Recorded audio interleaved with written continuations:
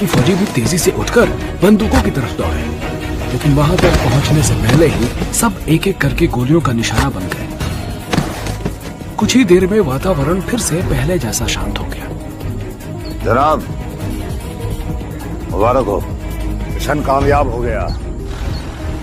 10 minute बाद जब विक्रम चौकी के नजदीक पहुंचा तो एक अजीब मंजर उसके सामने था। चौकी के सामने रुकते ही उसका चेहरा सफेद पड़ गया। सब टेंट और कमरे आग की लपेट में आ चुके थे।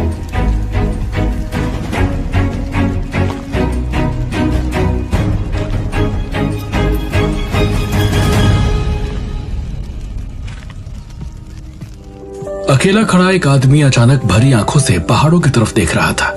उसके होठों पर प्यारी सी मुस्कान थी। तभी उसके दोस्त ने पीछे से उसके कंधे पर हाथ रखा।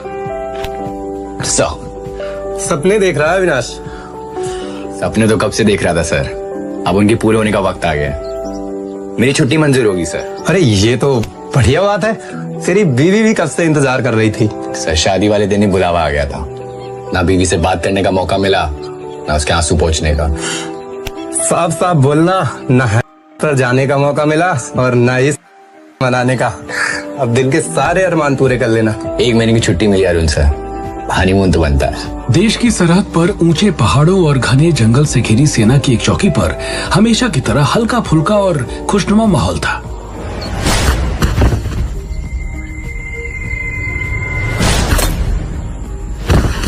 अचानक गोलियों की दंदनाहट से मीलों तक फैला सन्नाटा दहल गया। बाकी फौजी भी तेजी से उठकर बंदूकों की तरफ दौड़े, लेकिन वहां तक पहुंचने से पहले ही सब एक एक करके गोलियों का निशाना बन गए। कुछ ही देर में वातावरण फिर से पहले जैसा शांत हो गया। भारी कदमों की आवाज चौकी की तरफ बढ़ रही थी। बड़ी दाढ़ी और क्रूर चेहरे वाला एक लंबा चौड़ा आदमी 5 लोगों के साथ चौकी पर पहुंचता है। खून से लथपथ फौजियों की लाशें जमीन पर पड़ी थी। इतने भयंकर मंजर को देखकर उस आदमी के चेहरे पर एक गर्वीली मुस्कान आ गई। जनाब, मुबारक हो, मिशन कामयाब हो गया। एक गोली चलाने का मौका नहीं दिया इन्हें, एक ही बार में सब खत्म। ठीक है जनाब। बेवकूफ कहीं के, तुम्हारे मुल्क ने तुम जैसे कमजोर सिपाहियों को यहां इसलिए भेजा ताकि हमारा काम आसान हो जाए। हिंदुस्तान वालों, तुम्हें शांति चाहिए ना? मौत से बेहतर शांति कहां होगी? बॉर्डर पर जितनी भी चौकियां हैं, एक एक करके सब मिटा देंगे।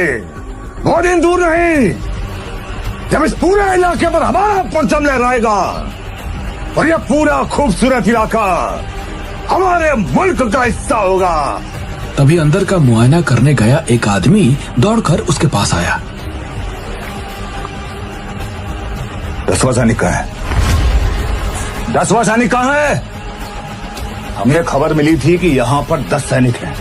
ढूंढो, जाओ अंदर देख। एक सिपाही गायब है यहाँ से। हमने 9 लोगों को मार दिया, लेकिन एक नहीं दिख रहा।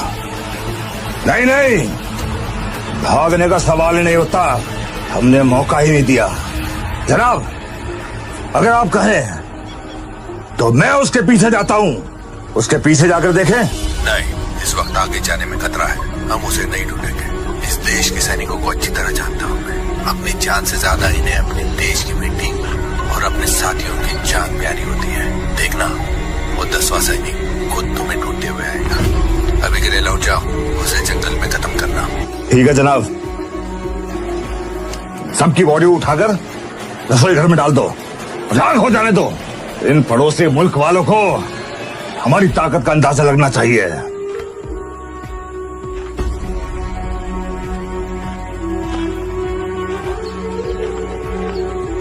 कुछ ही देर में पूरी चौकी आग के लपटों से घिर गई। अपने साथियों के साथ सरदार मुड़कर जंगल की तरफ चल पड़ा, लेकिन एक सवाल उसे अब तक परेशान कर रहा था। जंगल के रास्ते से गाड़ी पर सवार विक्रम अपनी चौकी की तरफ बढ़ रहा था। सुबह अंधेरे में ही वो राशन और जरूरत का बाकी सामान लेने अगले चौकी के लिए निकला था। विक्रम 6 फुट का लंबा आकर्षक नौजवान था। गोरा रंग, गहरी काली आंखें और तराशा हुआ चेहरा देखकर यूनिट वाले उसे हीरो कहते थे। फौजी ट्रेनिंग के बाद उसके मजबूत कंधों और चौड़े सीने पर वर्दी बेहतरीन लगती थी। पिछले 6 महीने से वो देश की आखिरी चौकी पर तैनात था। ये उसकी पहली पोस्टिंग थी जो उसकी सजा का हिस्सा थी। विक्रम के पिता बचपन से वर्दी वाले जवानों को देखकर खुद भी सेना में भर्ती होने का सपना देखते थे। जब विक्रम के नाम सेना की ट्रेनिंग यूनिट में दाखिले का खत आया तो उसके पिता विक्रम को गले लगा के रो पड़े।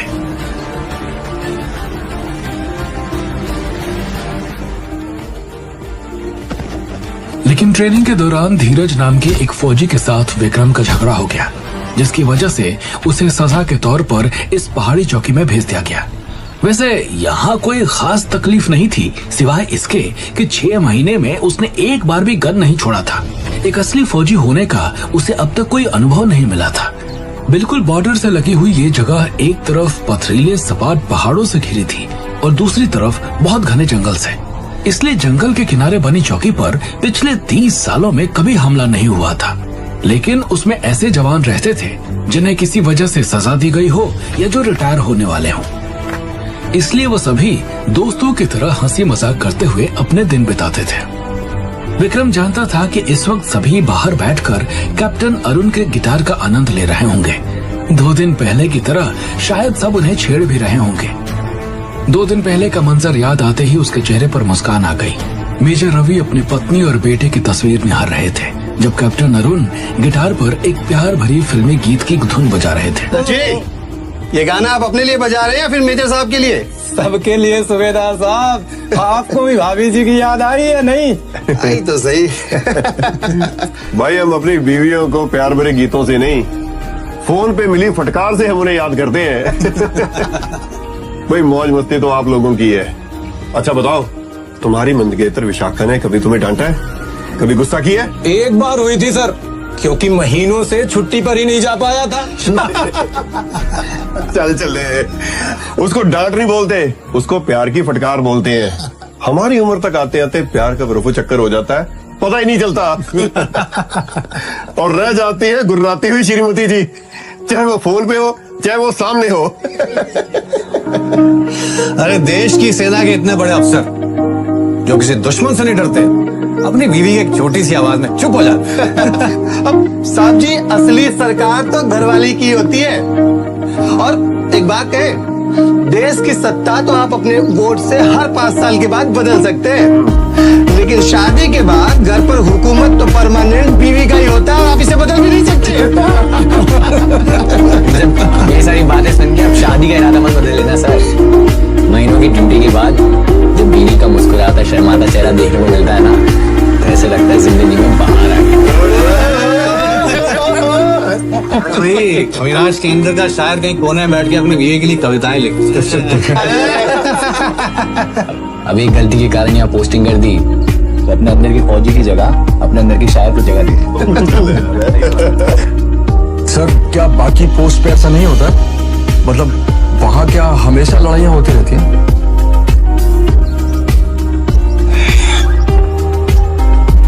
सिपाही विक्रम, तुमने जिंदगी में अभी तक कुछ देखा नहीं है। फौज में होने का मतलब ये नहीं कि हम दुश्मन के लिए हमेशा लड़ते रहे, लेकिन हमें हर समय दुश्मन के ऊपर कड़ी नजर रखनी पड़ती है और उसके लिए एक्सरसाइज, ट्रेनिंग, अभ्यास होना बहुत जरूरी है। पर हमारे यहाँ पे ट्रेनिंग का कोई सामान ही नहीं है। हमारे पास तो हथियार भी नाम के हैं, क्योंकि ये एक ठंडी चौकी है। आप लोगों को यहाँ पे आने का कोई ना कोई वजह तो होगी, लेकिन मैं इसलिए आया हूं यहाँ पे कि 6 महीने के बाद मेरी रिटायरमेंट है। पूरी जिंदगी देश के नाम करने के बाद आर्मी ये नहीं चाहती कि मेरी आखिरी पोस्टिंग में मुझ पे किसी किस्म का कोई खतरा हो, लेकिन आप लोगों के आगे जिंदगी के पन्ने कुछ खुलने बाकी हैं। मेजर रवि ने उठकर विक्रम की पीठ थपथपाई। आगे से अपने गुस्से पर थोड़ा काबू रखना और अपने अंदर की आग को दुश्मन पर निकालना। तुम जवान खून हो, जोश में होश मत खोना, समझे? तुम जवान खून हो, जोश में होश मत खोना, समझे? विक्रम ने ट्रेनिंग के दौरान हुई लड़ाई के बारे में किसी को नहीं बताया था, ना ही वो अब कुछ कहना चाहता था। सिर्फ सर हिलाकर अपने अफसर की बात मान ली। जी सर। गुड। ऐसे ही खुशनुमा चुटकियों और सीखों में हर दिन गुजर जाता था। विक्रम को यकीन था आज की शाम भी ऐसे ही बीत रही होगी, लेकिन विक्रम नहीं जानता था कि कैसा दृश्य उसका इंतजार कर रहा था। 10 मिनट बाद जब विक्रम चौकी के नजदीक पहुंचा तो एक अजीब मंजर उसके सामने था। चौकी के सामने रुकते ही उसका चेहरा सफेद पड़ गया। सब टेंट और कमरे आग के लपेट में आ चुके थे।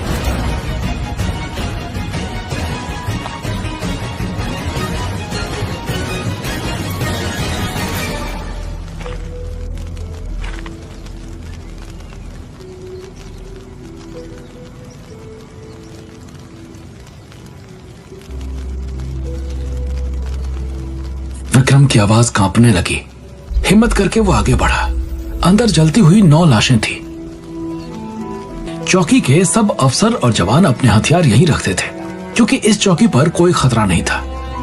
कभी अपनी सुरक्षा के लिए हथियारों की जरूरत ही नहीं पड़ी। आज भी हथियार अनछुए वहीं पड़े थे। जिसने भी हमला किया उसने किसी को हथियारों तक पहुंचने का मौका तक नहीं दिया। उसे समझ नहीं आया कि वो क्या करे। इर्द गिर्द देखकर अचानक वो जोर से चिल्ला पड़ा।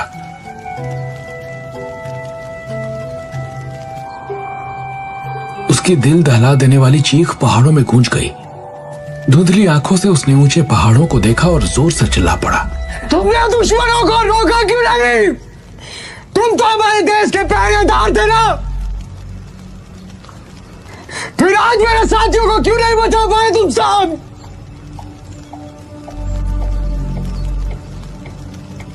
ये वक्त रोने का नहीं था। उसके साथी जिन्हें वो भाई जैसा मानता था शहीद हुए थे। ये खबर अगली चौकी तक पहुंचाना जरूरी था, जहां सैटेलाइट फोन था। वो जगह भी जलकर राख हो चुकी थी। विक्रम के पास किसी को संपर्क करने का कोई जरिया नहीं था, सिवाय इसके कई घंटों के सफर के बाद अगली चौकी तक पहुंचता। एक लंबी छुरी के अलावा वहां कुछ नहीं बचा था। विक्रम ने छुरी उठा ली। निहत्थे सिपाहियों के पीछे से आकर वार करने को बहादुरी नहीं कहते। कायर हो तुम और तुम्हारा देश, लेकिन मैं अपने साथियों के बलिदान को खाली नहीं जाने दूंगा। बदला लूंगा मैं। मेरे एक एक साथी की जान की कीमत चुकानी होगी तुम्हें। आखिरी बार उसने फिर से सब तरफ नजर दौड़ाई। जहां रोज शाम को हंसी की फुहारें और कैप्टन अरुण के गिटार की धुन सुनाई देती थी, वहां आज मौत का भयंकर सन्नाटा था। ये कैसा अंत था इतनी जिंदगियों का? कर्नल राकेश, जो कुछ महीनों में रिटायर होकर अपने पोते पोतियों के साथ खेलना चाहते थे। मेजर रवि, जिनकी बीवी और 2 साल का बेटा उनका इंतजार कर रहे थे। कैप्टन अरुण, जिनकी शादी होने वाली थी। सूबेदार हनुमान सिंह, जिनका बेटा कुछ दिन पहले ही अफसर बना था। अगर दुश्मनों से लड़ते हुए इनकी मौत होती तो इन्हें खुद भी इसका अफसोस नहीं होता।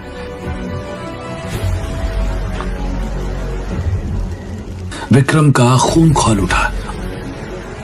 अगले ही पल मुड़कर वो जंगल की तरफ दौड़ पड़ा। विक्रम की आंखों में लड़कपन की शरारत नहीं, बल्कि दृढ़ निश्चय की चमक थी। उसके पास न लड़ाई का अनुभव था, न कभी दुश्मन से टक्कर हुई थी। ट्रेनिंग के दौरान उसने लड़ाई के टारगेट पर सिर्फ एक बार गोली चलाई थी, पर आज तक किसी इंसान पर गोली नहीं चलाई थी।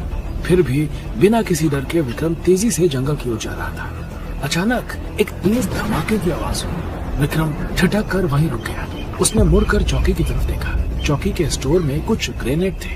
हो सकता है आग की वजह से कोई ग्रेनेड फट गया हो।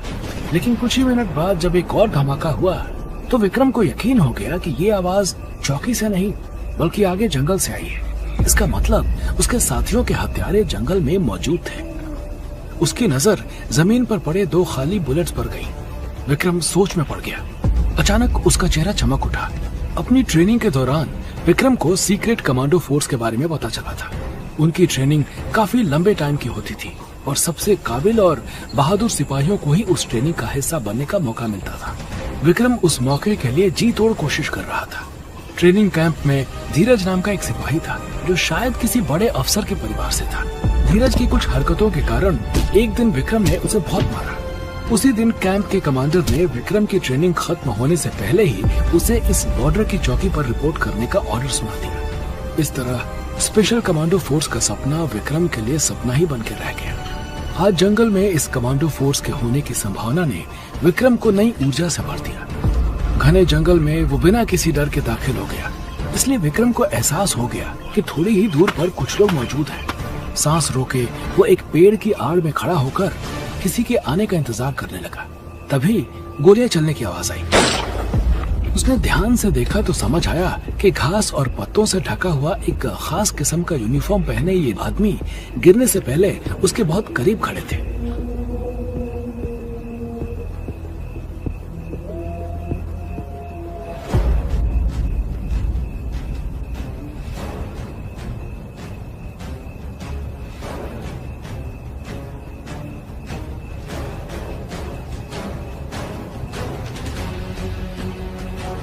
सिपाही ने बंदूक की नोक से उसका वार रोकते हुए कहा।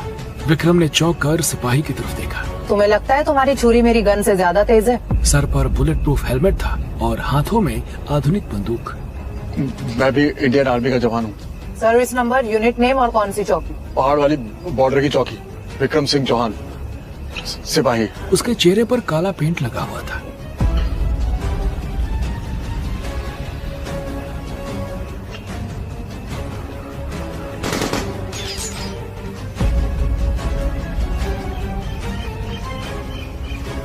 विक्रम ने हैरानी से लड़की की तरफ देखा, जो अब पेड़ की आड़ से अंधेरे में निशाना लगा रही थी। आवाज से विक्रम को एहसास हो गया था कि सामने एक नहीं बल्कि दो दुश्मन हैं। उसने सेब के जितना बड़ा पत्थर उठाकर दूसरी दिशा में फेंका।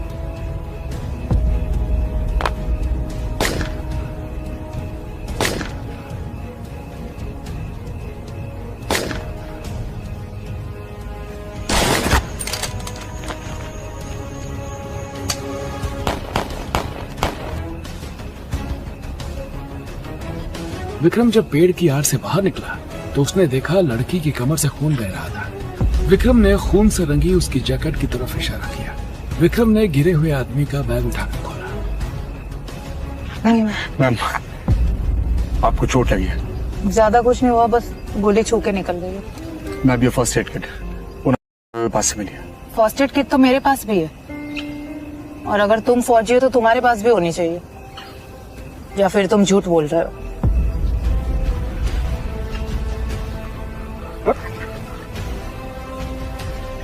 ये लड़के सिपाही है या भूत?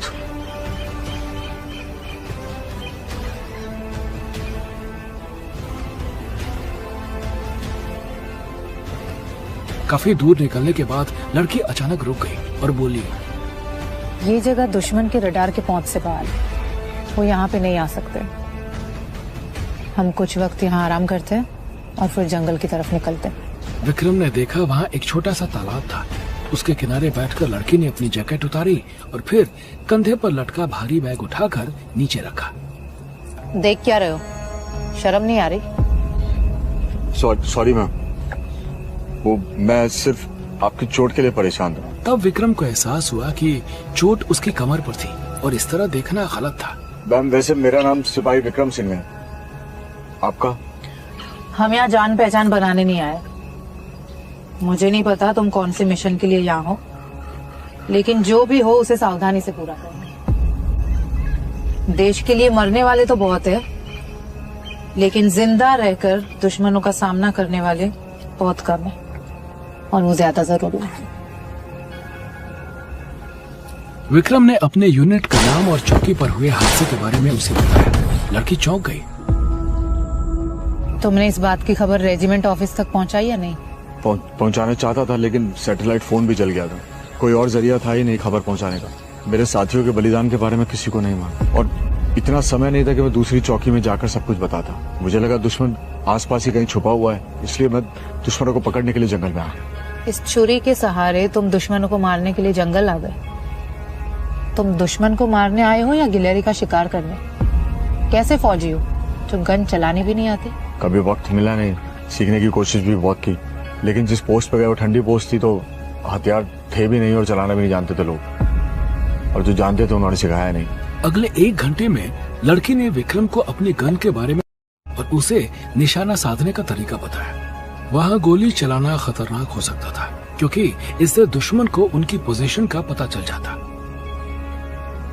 लड़की ने बैग से पानी की बोतल निकाली और 2 घूंट पीकर विक्रम को थमा दी।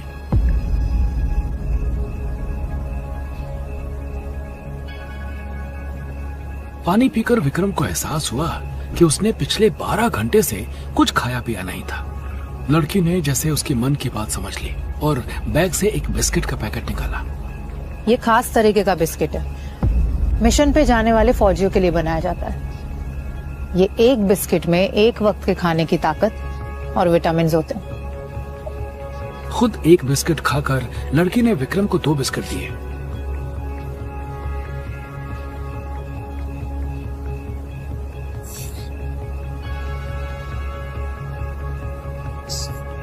काफी देर हो गई, आप चाहे तो थोड़ा आराम कर सकते हैं, मैं पहरा दूंगा। आई थिंक ये जगह सेफ रहेगी। उसकी बात मानकर लड़की एक पेड़ पर चढ़ गई और अपनी बेल्ट से खुद को टहनी के साथ बांध लिया। कुछ ही देर में उसकी आंखें बंद हो गई। इस तरह पेड़ पर सोना अपने आप को जंगली जानवरों से बचाने के लिए जरूरी था। लड़की को देखकर विक्रम को और भी यकीन होने लगा कि वो किसी खास फोर्स का हिस्सा है। लेकिन उसका मिशन क्या है और कौन थे वो लोग जिनको उसने मारा था? विक्रम के पास सवाल बहुत थे लेकिन जवाब एक भी नहीं।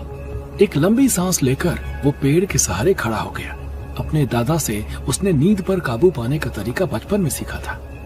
आम लोगों के मुकाबले विक्रम सिर्फ 3 घंटे की नींद लेकर पूरा दिन काम कर सकता था।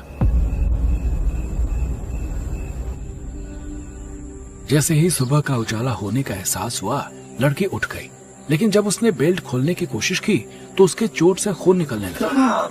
कसकर बेल्ट लगाने की वजह से घाव ठीक नहीं हुआ था।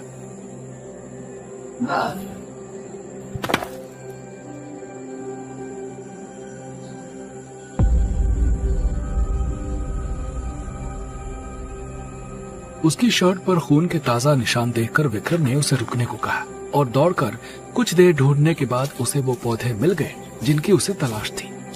दोनों हाथों में ढेर सारी पत्तियां लेकर वो वापस आया।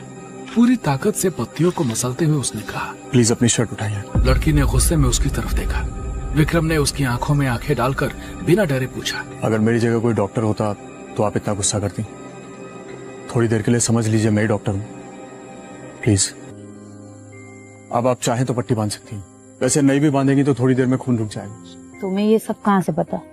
जी मैं गांव में पला बढ़ा हूँ और वहाँ हर समय डॉक्टर नहीं होता, तो ज्यादातर मर्ज का इलाज हम खुद ही कर लेते हैं इन तरीकों से।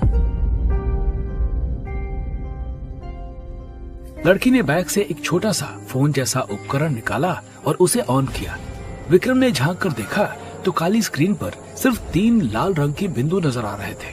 इसके पहले कि वो इसके बारे में पूछता, लड़की ने फोन जैसी चीज को वापस रखकर अपना बैग कंधे पर टांगा और जैकेट पहनकर हाथ में अब तुम्हें क्या करना है? मैं भी आपके साथ चलूंगा। ठीक है, खुद को जिंदा रख लेना।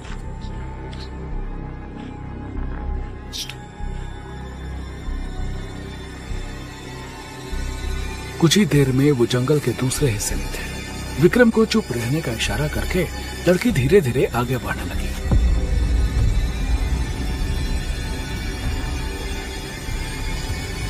काफी देर चलने के बाद अचानक वो रुक गई और चौकन्नी आंखों से इधर उधर देखने लगी। इस वक्त विक्रम के कानों में हल्की सी सरसराहट की आवाज आई। वो कुछ कहता, इससे पहले ही लड़की बिजली की तरह पलटी और पेड़ पर निशाना लगा दिया। पिछले दिन जैसे घास पत्तियों वाले कपड़े पहने एक आदमी लाश बनकर जमीन पर गिर पड़ा।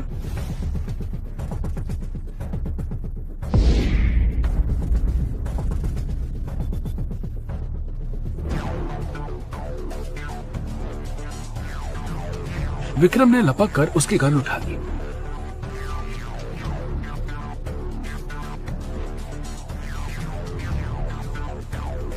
थोड़ा आगे बढ़ते ही अचानक से सरसराहट हुई।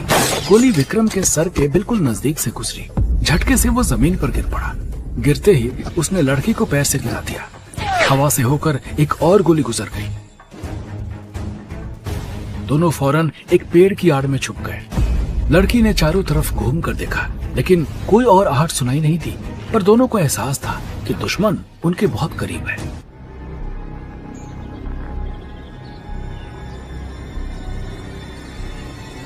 विक्रम ने बहुत ध्यान से आवाज सुनी और उस जगह का अंदाजा लगाया जहां से आवाज आ रही थी।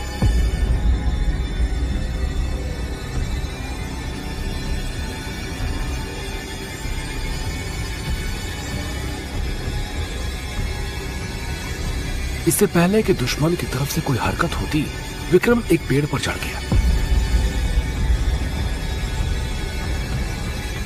अचानक हुए इस हमले से दुश्मन को संभालने का मौका दिए बिना विक्रम ने अपनी छुरी से उसकी गर्दन काट दी। विक्रम जब उसकी गन उठाने के लिए झुका तो उसकी नजर आदमी के पैरों पर बंधी कटार पर गई। झटके से उसने कटार खींच ली। कर्नल राकेश को ये कटार अपने सीनियर ऑफिसर से इनाम के तौर पर मिली थी। ये नाइफ मुझे मेरे सीनियर ने दी थी, मेरा ब्रेवरी अवार्ड है ये। और जैसे तुम जानते हो कि मैं 6 महीने के बाद रिटायर होने वाला हूं, और मैं भी चाहता हूं कि इसे मैं किसी को गिफ्ट करूं। I see spark in your eyes. Be brave and be honest in your duty. नफरत भरी आंखों से मरे हुए आदमी को देखते हुए विक्रम ने कटार को संभाल कर अपने बैग में रख लिया। जिंदगी में पहली बार उसने किसी आदमी की जान ली थी। आज उसे इस बात की खुशी ही नहीं बल्कि गर्व भी था कि उसने अपने साथियों के कातिल से बदला ले लिया। तभी दनादन गोलियां चलने की आवाज से उसका ध्यान वापस लड़की की तरफ गया और वो दूसरी तरफ दौड़ पड़ा। गोलियां दो तरफ से चल रही थी, लेकिन वो नहीं जानता था कि लड़की किस दिशा में है। कुछ देर बाद जब ये शोर थमा तो विक्रम ने दोनों तरफ से आने वाली कदमों की आहट का जायजा लिया। लड़की का वजन बहुत कम था, इसलिए उसके कदम आदमी के मुकाबले कम आवाज कर रहे थे।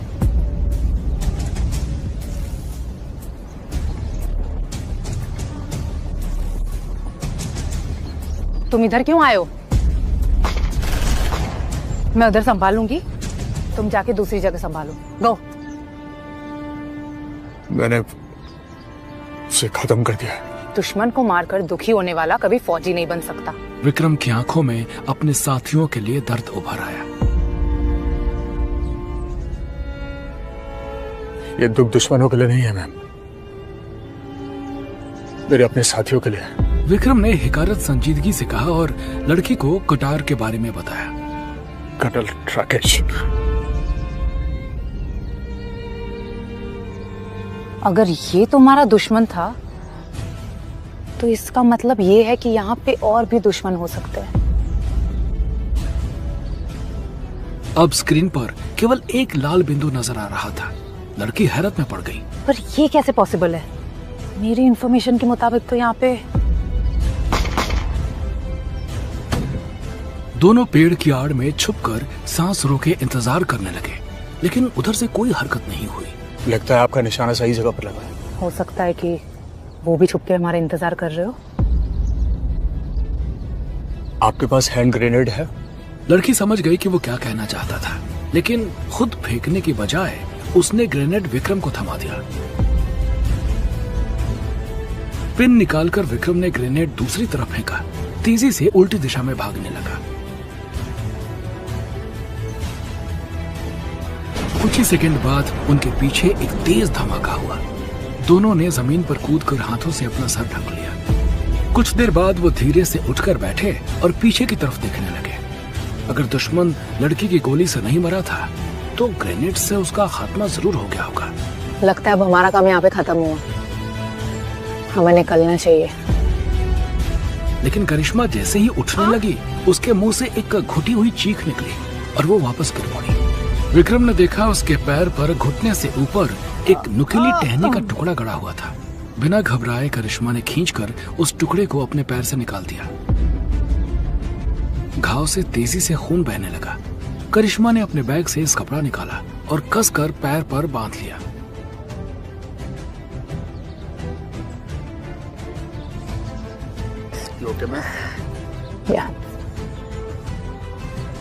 हमारा काम इस जंगल से खत्म हो गया, अब हमें निकलना चाहिए। विक्रम जानता था कि लड़की उसकी मदद लेने को तैयार नहीं होगी। विक्रम ने मनी मन एक फैसला लिया। क्या कर रहे हो तुम? मैम आप चाहें तो बाद में इस गलती की सजा दे सकते, लेकिन अगर अभी हमें इस जंगल से बाहर निकलना है तो यही एक तरीका है। लड़की जानती थी कि विक्रम सही कह रहा है। उसके पैर की चोट उनकी स्पीड को बहुत कम कर देती। प्लीज। उसने चुपचाप विक्रम के कंधों को कसकर पकड़ लिया।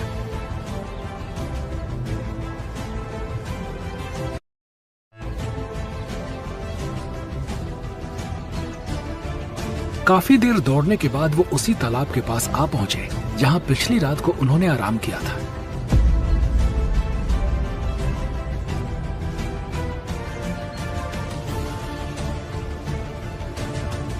एक काम करता हूँ, फिर से आपके लिए पत्तों की दवा बना देता हूँ, क्योंकि अगर ऐसे खून बहता रहा तो मदद मिलने तक आपकी हालत बहुत खराब हो जाएगी। जिन आंखों में पहले रूखापन था, वही आंखें अब विक्रम की हर गतिविधि को निहार रही थी।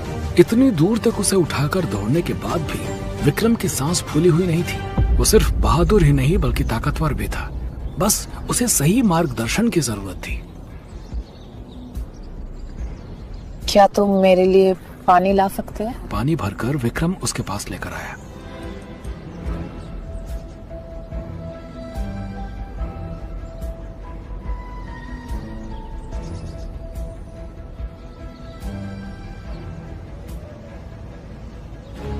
अब तक विक्रम ने सिर्फ लड़की की आंखें देखी थी, जो यकीनन सुंदर थी, लेकिन काला रंग उतरने के बाद जब उसका खूबसूरत चेहरा सामने आया तो विक्रम चाह कर भी उससे अपनी नजर नहीं हटा पा रहा था।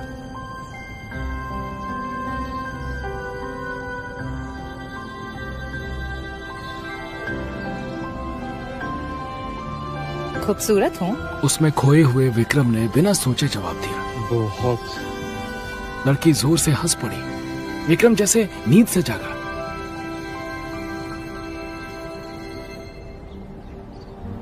फिर से मिलना चाहोगे मुझसे? तुम अगर मेहनत करो तो एक अच्छे सिपाही ही नहीं बल्कि कमांडर भी बन सकते हो। मैं तुम्हें 2 साल का वक्त देती हूँ और इन 2 साल में तुम्हें कड़ी मेहनत करनी होगी, तो ट्रेनिंग लेनी होगी, और इन 2 साल में अगर तुम कामयाब हो गए तो मैं तुमसे जरूर मिलूंगी। मैं पूरी मेहनत करूंगा और 2 साल बाद आपको जरूर मिलूंगा। करिश्मा। कमांडो फोर्स में जाने के सपने के साथ साथ अगर उसे इतनी खूबसूरत और बहादुर लड़की का साथ मिल सकता था तो वो कितनी भी सख्त ट्रेनिंग में जाने के लिए तैयार था। कितना सही नाम रखा है माता पिता ने। आप तो सच में करिश्मा है। करिश्मा का घाव अब सूखने लगा था। फिर भी विक्रम उसे उठाकर तब तक चलता रहा जब तक उसे एक आर्मी की चौकी नजर नहीं आई।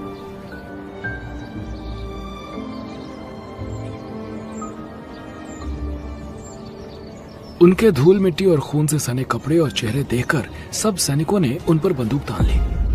मैं सिपाही विक्रम चौहान पहाड़ी के बॉर्डर वाली पोस्ट से आया हूँ।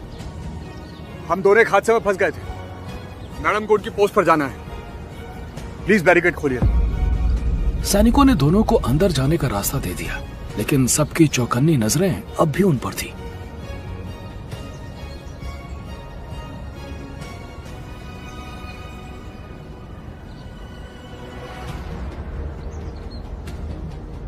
इस इलाके में ऐसे किसी ऑपरेशन की जानकारी हमारे पास नहीं है। फिर तुम दोनों कहाँ से आ रहे हो और वो भी ऐसी हालत में? वजह जान सकता हूँ? मुझे जल्द से जल्द फोन करने की अनुमति चाहिए कमांडर। कमांडर को उसके हाव भाव से महसूस हुआ कि वो सेना का हिस्सा थी, पर बिना पूरा सच जाने पूरी तरह विश्वास करना मुश्किल था।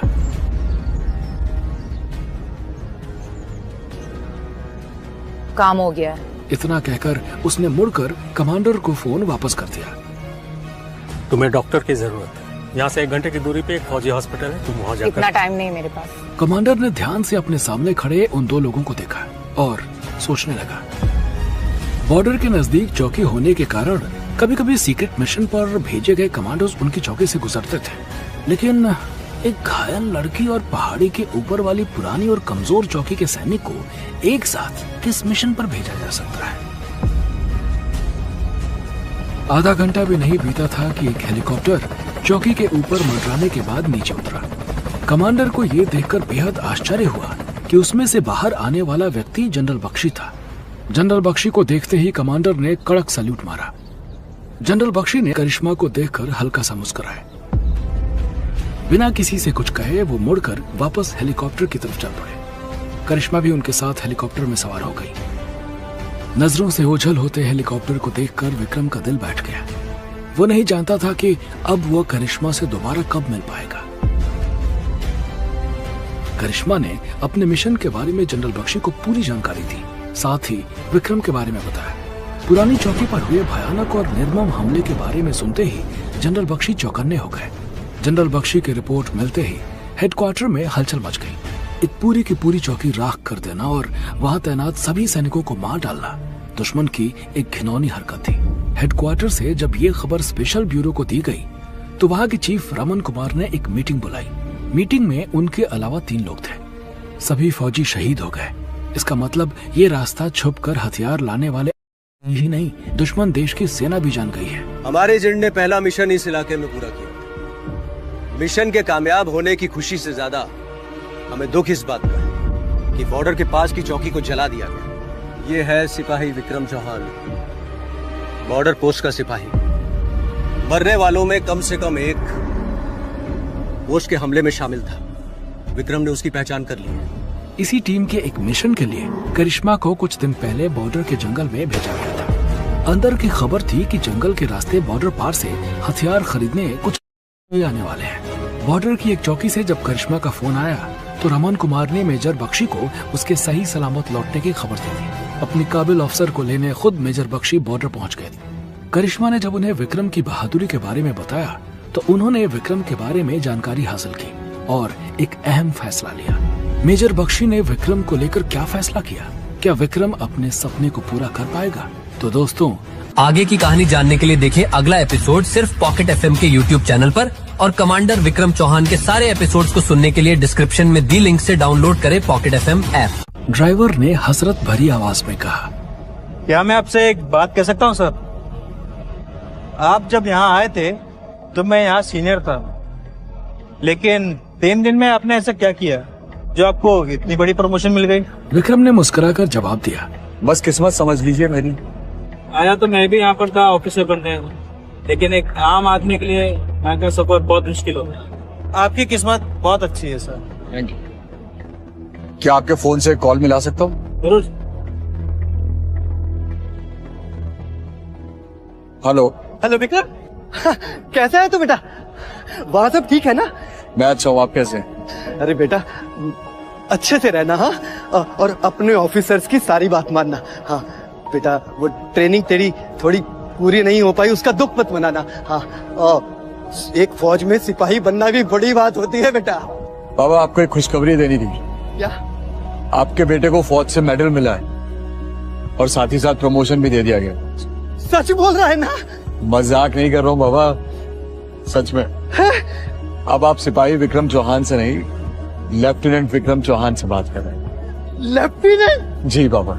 अरे अरे सुनो क्या कह रहा है? दूसरी तरफ फोन छोड़कर उसके पिता खुशी से चिल्ला चिल्लाकर पूरे मोहल्ले को यह खबर देने लगे। विक्रम सोच सकता था इस वक्त वहां कैसा माहौल होगा। पहाड़ों के घुमावदार रास्तों का सफर तय करके जब उनकी जीप ट्रेनिंग कैंप तक पहुंची तो दिन ढलने लगा था। छोटी छोटी पहाड़ियों और ऊंचे पेड़ों से घिरे कैंप के अलावा वहां कुछ नहीं था। जय हिंद सर।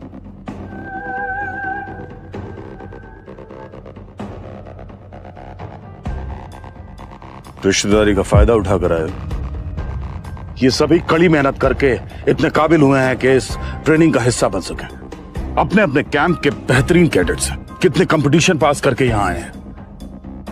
सिफारिश लेकर आने वाले अगर इनके बराबर खड़े हों तो मुझे बहुत गुस्सा आता है। और वैसे भी तुम ट्रेनिंग शुरू होने के 3 दिन बाद एक चिट्ठी लेकर इनके बराबर खड़ा होना चाहते हो। ऐसा कभी नहीं होगा। सॉरी सर, पर मेरे पास कोई सिफारिश नहीं है। मेरा कोई भी रिश्तेदार ऐसी जगह नहीं है कि वो सिफारिश दे सके। रिश्तेदारी नहीं है तो क्या सजा काटने आए? क्या तुम्हारे सीनियर ऑफिसर्स ने जबरदस्ती तुम्हें यहां भेजा है? तुम्हारे लिए इनका कोर्स फिर से शुरू नहीं होगा, इनकी ट्रेनिंग दोबारा नहीं होगी। जहां तक ट्रेनिंग हो चुकी है उसके आगे की होगी। तुम हमेशा इनसे पीछे रहोगे, इसलिए इनके साथ ट्रेनिंग की क्लास नहीं ले सकते। तुम दूर से देख सकते हो, यहां जितने भी उपकरण हैं उनका इस्तेमाल कर सकते हो, पर खुद को मेरे बाकी सैनिकों के बराबर समझने की गलती मत करना। हमारे रास्ते में नहीं आना। और अगर इन सब बातों का ख्याल रखोगे तो 3 महीने बाद तुम्हें पास होने का सर्टिफिकेट मिल जाएगा। मंजूर है सर। कैंप का किचन उस तरफ है। मैं तुम्हें रहने की परमिशन दे रहा हूं, लेकिन बदले में तुम्हें भी कुछ करना होगा। इस कैंप में 30 लोग हैं, इनके खाने की जिम्मेदारी तुम्हारी। दिन में 3 बार खाना टाइम पे डाइनिंग हॉल में मिलना चाहिए। किचन के स्टोर रूम में तुम अपने रहने और खाने का इंतजाम कर सकते हो। अब से 3 घंटे बाद डिनर के लिए हम लोग हॉल में मिलेंगे। सब फास्ट। विक्रम के पास अपने सीनियर का ऑर्डर मानने के अलावा और कोई चारा नहीं था। जब विक्रम किचन में पहुंचा तो देखा कि वहां खाना बनाने के लिए 3 बड़े और 2 छोटे चूल्हे थे। बर्तन और सामान की कोई कमी नहीं थी, लेकिन पूरे किचन में हवा के नाम पर सिर्फ एक छोटी सी खिड़की थी। कोई पंखा या एग्जॉस्ट फैन तक नहीं था। 3 महीने इस जगह पर रहने के बारे में सोचकर ही उसका दम घुटने लगा। लेकिन फिर उसे करिश्मा का ख्याल आया। मैं तुम्हें 2 साल का वक्त देती हूँ और इन 2 साल में तुम्हें कड़ी मेहनत करनी होगी, तो ट्रेनिंग लेनी होगी। और इन 2 साल में अगर तुम कामयाब हो गए तो मैं तुमसे जरूर मिलूंगी। मैं पूरी मेहनत करूंगा। और उसने अपने मन को मजबूत किया कि करिश्मा के लिए वो कुछ दिन की तकलीफ उठा सकता है। विक्रम के गांव में हर त्योहार और खास मौकों पर सभी लोग मिलजुल कर खाना बनाते थे और एक साथ खाते थे, इसलिए 30 लोगों का खाना बनाने में उसे ज्यादा मुश्किल नहीं हुई। 1 घंटे बाद जब कमांडर और सैनिक डाइनिंग हॉल में पहुंचे तो टेबल पर लगे हुए दाल, चावल, सब्जी और रोटी के बर्तन देखकर हैरान रह गए। सबने पेट भर खाना खाया, लेकिन किसी ने न विक्रम का धन्यवाद दिया न उसे खाने के लिए पूछा। उनके जाने के बाद पहले विक्रम ने खुद खाना खाया, उसके बाद सारे बर्तन और पूरे किचन साफ किया। कैंप के मैनेजर से विक्रम ने जरूरत का सभी सामान लिया और ताकत को साफ सुथरा बिस्तर बनाया। इन सब के बाद विक्रम ने थकान मिटाने के लिए कुछ देर योग किया और ध्यान लगाया। जल्द ही वो फिर से ताकत और स्फूर्ति महसूस करने लगा। लेकिन शाम की घटनाएं उसे परेशान कर रही थी। वो कितने उत्साह के साथ ट्रेनिंग कैंप में आया था, लेकिन यहाँ आकर उसे सिर्फ अपमान और तिरस्कार मिला। अगर उसे कमांडर से ट्रेनिंग नहीं मिलने वाली थी तो उसे खुद अपने आप को ट्रेनिंग देनी होगी। ये फैसला लेने के बाद विक्रम को हल्का महसूस होने लगा। उसने हिसाब लगाया कि दिन में 3 बार खाना बनाना और किचन साफ करने में उसे 5 से 6 घंटे का वक्त लगेगा। रात को 3 घंटे की नींद लेकर उसके पास करीब 15-16 घंटे अपने लिए बचते थे। सबसे बड़ा सवाल था कि वो ट्रेनिंग कहाँ से शुरू करे। विक्रम को जब करिश्मा की फुर्ती और पराक्रम याद आई तो उसने अपने आप को पहले जंगल में लड़ाई के लिए उपयुक्त बनाने का फैसला किया। कैडेट के तौर पर उसे खाली गन दी गई थी। गन लेकर विक्रम खिड़की के रास्ते कैंप के पीछे वाले जंगल में जा पहुंचा। कई घंटे अभ्यास करने के बाद जब वो वापस आया तो रात के 3 बज रहे थे। कुछ देर सोकर विक्रम सुबह 4 बजे उठ गया और सबके लिए नाश्ता बनाया। खाने के बाद जब वो सफाई कर रहा था तो उसने देखा सभी कैडेट्स वजनदार बैग उठाकर दौड़ रहे हैं। कुछ देर बाद वो रस्सी की बनी सीढ़ियों पर तेजी से उतरने चढ़ने की प्रैक्टिस करने लगे। जंगल में जाकर पहले विक्रम ने अपने बैग में ढेर सारा पत्थर भरा और कुछ घंटे तक बिना रुके दौड़ता रहा। फिर उसने छोटे बड़े पेड़ों पर तेजी से उतरने चढ़ने का अभ्यास किया। तब तक दोपहर का खाना बनाने का समय हो गया था। अगले कई दिन यही प्रक्रिया चलती रही। कैडेट्स को देखकर विक्रम उनसे मिलते जुलते अभ्यास जंगल में करता, लेकिन वक्त पर आकर सबके लिए खाना बनाता। सभी कैडेट्स ज्यादातर उसे नजरअंदाज करते थे, पर डाइनिंग हॉल में आते जाते वक्त वो उसका मजाक उड़ाते। खुद में तो दम है नहीं, इसलिए चुपचाप खाना बनाते रहे, वरना कमांडर के सामने हाथ जोड़ जोड़ कर ट्रेनिंग में आने की कोशिश करते रहे। वापस जाके अपनी यूनिट को सिखाऊंगा प्याज कैसे छीलते, आलू कैसे काटते। सबके ठहाकों से और इस तरह की बातों से विक्रम को फर्क पड़ना बंद हो गया था। उसका सारा ध्यान सिर्फ अपनी ट्रेनिंग पर था। कैंप में हो रही घटनाओं की खबर जब खुफिया तरीके से कर्नल पठानिया के पास पहुंची तो वो मुस्कुराने लगे। ट्रेनिंग कैंप में नए लड़के को जो ट्रेनिंग मिल रहा है अच्छा है, लेकिन ट्रेनिंग के साथ साथ उसे जीवन का अनुभव भी मिल रहा है, वो भी अच्छा है। वो जितना सख्त बनेगा हमारा काम उतना ही आसान होगा। सर इसका मतलब आप कमांडर से कुछ नहीं कहेंगे? लेकिन सर लड़के के साथ जो हो रहा है वो सही है क्या? ट्रेनिंग कैंप में सही गलत कुछ भी नहीं होता। ट्रेनिंग कैंप में ये जरूरी है कि हर कैडेट्स को मुश्किल से मुश्किल हालात का सामना करना सीखना पड़े। उस लड़के के लिए एक टेस्ट है। इस हालात में भी अगर वो शांत रहकर अपने आप को मजबूत बनाता है तो हमारे लिए बहुत फायदेमंद होगा। और रही बात कमांडर की, ट्रेनिंग कैंप के कमांडर के लिए बेहद जरूरी है कि अपने कैडेट्स को डिसिप्लिन में रखकर उसे सख्त से सख्त बनाए, उसके साथ नर्म होकर हमदर्दी न जताए। कमांडर जो कर रहा है उसे करने दीजिए। जी सर। आपका चुनाव बिल्कुल ठीक था। कैंप में कुछ दिन बाद सुबह नाश्ते के वक्त विक्रम को पता चला कि आज की ट्रेनिंग में कमांडर गन से निशाना लगाने की तकनीक सिखाने वाले हैं। वेरी इंपॉर्टेंट एवरीवन, आज से गन चलाने की ट्रेनिंग हमारे कैंप में होगी। Everyone get ready. विक्रम ने फैसला किया कि आज वो पीछे जंगल में नहीं जाएगा।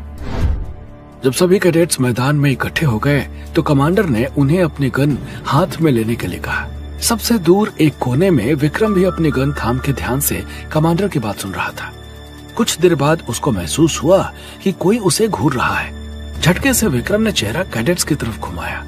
एक कैडेट की आंखें विक्रम पर गड़ी हुई थी और उन आंखों में औरों की तरह गुस्सा नहीं था बल्कि खून सवार था। उस कैडेट को देखते ही विक्रम का भी खून खौलने लगा। उसने कभी सोचा भी नहीं था कि उन दोनों की मुलाकात फिर से और ऐसे जगह पर होगी। आखिर कौन था ये नया कैडेट और विक्रम के साथ इसका क्या रिश्ता था? कर्नल पठानिया विक्रम को किसके लिए तैयार कर रहे थे? तो दोस्तों, आगे क्या होगा इस रोमांचक कहानी में? आगे की कहानी जानने के लिए देखें अगला एपिसोड सिर्फ पॉकेट एफएम के यूट्यूब चैनल पर और कमांडर विक्रम चौहान के सारे एपिसोड्स को सुनने के लिए डिस्क्रिप्शन में दी लिंक से डाउनलोड करें पॉकेट एफएम ऐप। चौकी के कमांडर ने अपने जवानों को विक्रम को कुछ खिलाने के लिए कहा और अपने ऑफिस में चला गया। वो जानता था कि विक्रम पूछने पर भी कुछ नहीं बताएगा। मिशन पर जाने वाले फौजी अपनी जुबान किसी के आगे नहीं खोलते। तभी उसके फोन की घंटी बजने लगी। विक्रम ने चाय का ग्लास रखा ही था कि कमांडर उसके पास आया। अपना सामान बांध लो। सर, वैसे भी तुमने बिना ऑर्डर्स के जंगल में जाकर आर्मी डिसिप्लिन को तोड़ा है। अब तुम्हें यहाँ से निकाल दिया जाएगा। लेकिन सर, मैं सिर्फ अपने मरे हुए साथियों का बदला लेना चाहता था। और तभी तेज आवाज के साथ हेलीकॉप्टर वहां पहुंचा।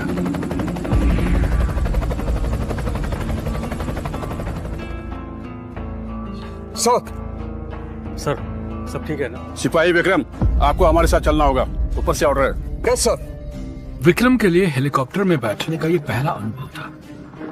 वो हैरान आंखों से सब तरफ देख रहा था। सारी दुनिया से ऊपर हवा में उड़ते हुए उसे लगा कि वो सबसे शक्तिशाली है। लेकिन अगले ही पल उसे करिश्मा से किया वादा याद आया। मैं तुम्हें 2 साल का वक्त देती हूँ और इन 2 साल में तुम्हें कड़ी मेहनत करनी होगी, तो ट्रेनिंग लेनी होगी और इन 2 साल में अगर तुम कामयाब हो गए तो मैं तुमसे जरूर मिलूंगी। मैं पूरी मेहनत करूंगा और 2 साल बाद आपको जरूर मिलूंगा। और उसने अपने मन को पक्का किया कि उसे सही मायने में शक्तिशाली बनना ही है। आगे बढ़ने से पहले विक्रम ने झंडे को पूरे सम्मान के साथ सैल्यूट किया। आगे की तरफ बड़ा सा मैदान था जहां सैनिक एक्सरसाइज कर रहे थे। दूसरी तरफ कैंप था जहां बहुत सारे कमरे बने हुए थे। कुछ देर बाद जब विक्रम नहा धोकर और तैयार होकर बाहर आया तो गार्ड उसे फिर से कमांडर के पास लेकर आया। विक्रम को बिना देखे कमांडर ने फाइल पर काम करते हुए कहा, तुम बैठो, मैं ये काम खत्म करके तुमसे बात करता हूँ। 10 मिनट बाद जब उसने फाइल बंद करके सर उठाया तो विक्रम अपनी जगह पर सीधा खड़ा था। कमांडर ने मुस्कुराकर कहा, मैं जानता हूँ कि तुम सिपाही विक्रम चौहान हो और तुम एक कैंप कमांडर के आगे नहीं बैठोगे, लेकिन मुझे यह भी पता है कि पिछले 3 दिनों में तुमने क्या क्या देखा है। इसलिए जवान, तुम्हारे सीनियर ऑफिसर का यह ऑर्डर है कि तुम आज और कल यहाँ गेस्ट हाउस में आराम करोगे और साथ ही एक रिपोर्ट तैयार करोगे। उस रिपोर्ट में जो कुछ भी हुआ, तुमने जो कुछ भी देखा सुना और जंगल में हुई मुठभेड़ के बारे में मुझे पूरा ब्यौरा चाहिए। और हाँ, ये रिपोर्ट किसी और के हाथ नहीं लगनी चाहिए। Yes sir. कमांडर को सैल्यूट करके विक्रम जब बाहर आया तो गार्ड उसे एक साफ सुथरे गेस्ट हाउस में ले गया। टेबल पर रखे खाने को देखकर विक्रम के पेट में चूहे दौड़ने लगे। उसने जल्दी जल्दी सारा खाना खत्म कर लिया। अचानक विक्रम की आंखें भारी होने लगी और बिना कुछ सोचे वो जाकर बिस्तर पर गिर गया। जब विक्रम की आंख खुली तो बाहर अच्छा खासा उजाला था। उसने घड़ी में टाइम देखा तो पता चला कि वो 10 घंटे से सो रहा था। विक्रम को ज्यादातर सिर्फ 3 या 4 घंटे सोने की आदत थी, लेकिन पिछले 3 दिनों की घटनाओं के बाद इतनी गहरी और लंबी नींद लेकर अब उसे एकदम तरोताजा लग रहा था। तैयार होकर नाश्ता करने के बाद विक्रम रिपोर्ट लिखाने बैठा। अपनी जलती हुई चौकी के भयानक मंजर से लेकर जंगल में फायरिंग, करिश्मा से अचानक मुलाकात, उसके साथ मिलकर दुश्मनों का सामना करना,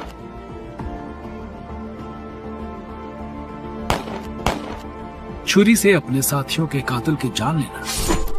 हर घटना किसी फिल्म की तरह उसकी आंखों के आगे तैरने लगी। विक्रम नहीं जानता था कि इस तरह की रिपोर्ट कैसे लिखी जाती है, इसलिए उसने अपने एक एक मिनट का हिसाब कागज पर कर लिया। लेकिन ये काम 2 घंटे में ही पूरा हो गया।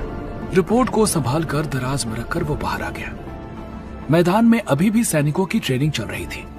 विक्रम को याद आया जब वो भी इसी तरह की ट्रेनिंग का हिस्सा था, लेकिन उसे अपनी ट्रेनिंग पूरी करने का मौका तक नहीं मिला था। वहाँ कुछ सिपाही अलग अलग तरह के काम कर रहे थे। विक्रम पर नजर पड़ते ही उनके चेहरों पर अजीब से भाव आ गए। रैंक तो छोटी है, फिर इसे बड़े अफसर के गेस्ट हाउस में क्यों रखा जा रहा है? अरे ये तो सिपाही है ना, बाकी सिपाहियों के साथ ट्रेनिंग के लिए क्यों नहीं भेज देते? और इसे कमरे में क्यों खाना दिया जा रहा है? ऐसा तो खास मेहमानों के लिए किया जाता है। विक्रम को उनकी बातें सुनकर एहसास हुआ कि उसे यहाँ एक आम सिपाही से कहीं बेहतर सुविधाएं मिल रही थी। कुछ ही देर में एक गार्ड विक्रम के पास आया। आपको ऑफिस में बुलाया। ऑफिस में पहुंचते ही विक्रम ने कमांडर को सैल्यूट करने के बाद बताया, सर मेरी रिपोर्ट्स रेडी हैं। रिपोर्ट को छोड़ो, अभी इनसे मिलो। यह है कर्नल विजय पठानिया। तो ये है सिपाही विक्रम। कर्नल पठानिया ने सर से पैर तक विक्रम को अच्छी तरह देखा। उनकी आंखें सख्त और खामोश थी। विक्रम की घबराहट बढ़ने लगी। ऐसे ऑफिसर को उसके जैसे मामूली सिपाही में क्या दिलचस्पी हो सकती है? मुझे अकेले में से कुछ बात करनी है, दिखेगा कोई डिस्टर्ब ना करे। सर, मुझे तुम्हारी रिपोर्ट देखनी है।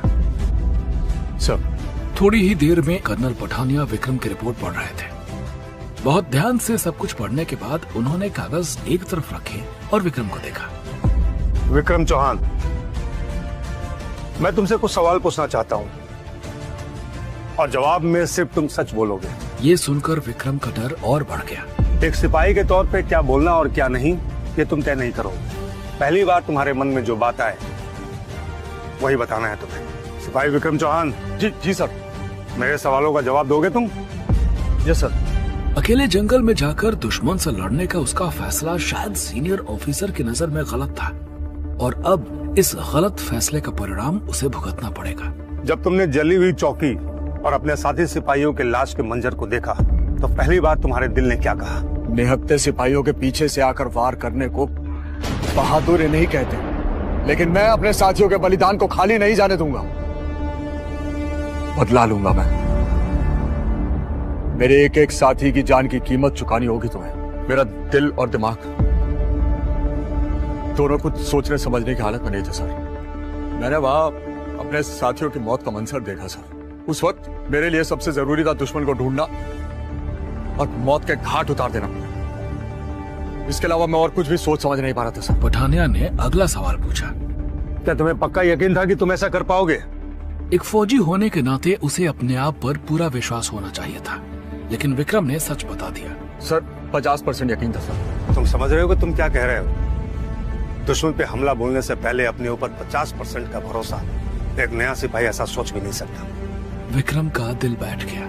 सर, मैं इतनी बड़ी फौज का एक छोटा सा हिस्सा हूं सर। आपकी बात समझने जितनी क्षमता नहीं है मुझमें से। मैं जानता हूं मुझसे गलती हुई है। अपने सीनियर से परमिशन लिए बिना मैं दुश्मनों को ढूंढने के लिए गया और उन्हें ढूंढकर मार डाला। मैंने डिसिप्लिन तोड़ा है सर, इसलिए मैं सजा का हकदार हूं। और यहां मुझे इतने अच्छे गेस्ट हाउस में रखा जा रहा है सर। मुझ पर कोई भी नियम लागू नहीं, सारी सुविधाएं दी जा रही है सर। आप इतने बड़े ऑफिसर होकर मुझसे मिलने इतनी दूर आए, मैं इसकी वजह नहीं समझ पा रहा हूं। प्लीज बताइए सर, मेरे लिए आगे क्या ऑर्डर है? विक्रम की सरलता पर पठानिया दिल ही दिल में मुस्कुराने लगे। अगला आदेश तुम्हें बहुत जल्दी मिल जाएगा विक्रम। इतना कहकर वो कमरे से बाहर चला गया। गार्ड ने आकर उसे बताया कि आदेश मिलने तक उसे गेस्ट हाउस में ही रहना होगा। अगले 3 दिन विक्रम के लिए 3 साल के बराबर थे। उसे यहाँ रहकर सिर्फ सोना और खाना था। इतना आराम विक्रम ने अपनी पूरी जिंदगी में कभी नहीं किया था और ना वो करना चाहता था। इसलिए जब चौथे दिन की सुबह कमांडर के ऑफिस से बुलावा आया तो विक्रम फौरन वहां जा पहुंचा। उसकी घबराहट देखकर कमांडर ने कहा, सर तुम्हारे लिए एक अच्छी खबर है। सर, क्या मुझे फौज से नहीं निकाला जा रहा? विक्रम ने खुश होकर पूछा। कमांडर हंसने लगा। इसलिए तुम इतना डर रहे थे? नहीं, तुम्हें फौज से निकाल नहीं रहे हैं, बल्कि तुम्हारी बहादुरी के लिए तुम्हें इनाम दिया जा रहा है। उसे देखते ही विक्रम की छाती गर्व से चौड़ी हो गई। वो सिर्फ एक मेडल नहीं था, वो सबूत था अपनी मिट्टी की रक्षा करने की काबिलियत का। वो सबूत था मातृभूमि के लिए अपने समर्पण का। वैसे तो ये मेडल सबके सामने दिया जाता है, लेकिन इस मिशन के बारे में किसी को बता नहीं सकते, इसलिए तुम्हें भी इसके बारे में किसी से बात करने की इजाजत नहीं है।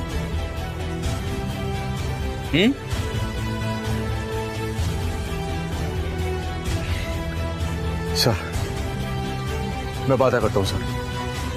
इस मिशन के बारे में मेरे मुंह से कभी कोई बात नहीं की। मेडल मिलने के बाद विक्रम की आवाज में और जोश आ गया, लेकिन कमांडर ने इसके बाद जो कहा उसे सुनकर विक्रम की आंखें खुली की खुली रह गईं। हेडक्वार्टर ने फैसला किया है कि तुम्हें प्रमोट करके ऑफिसर बनाया जाता है। तुम एक सिपाही के तौर पर भर्ती हुए थे, लेकिन तुम्हारी बहादुरी की वजह से तुम्हें प्रमोट करके लेफ्टिनेंट का रैंक दिया जाता है। एक ऑफिसर के लिए पहली सीढ़ी है। वक्त और मेहनत के साथ तुम्हें आगे भी ऐसे प्रमोशंस मिलते रहेंगे। ऑफिसर बनने के बारे में उसने कभी सोचा तक नहीं था। कमांडर ने आगे कहा, तुम्हारी अगली यूनिट कौन सी होगी ये तुम्हारे फैसले पर डिपेंड करेगा। तुम चाहो तो कमांडर बनके एक चौकी का चार्ज ले सकते हो। एक छोटी चौकी होगी,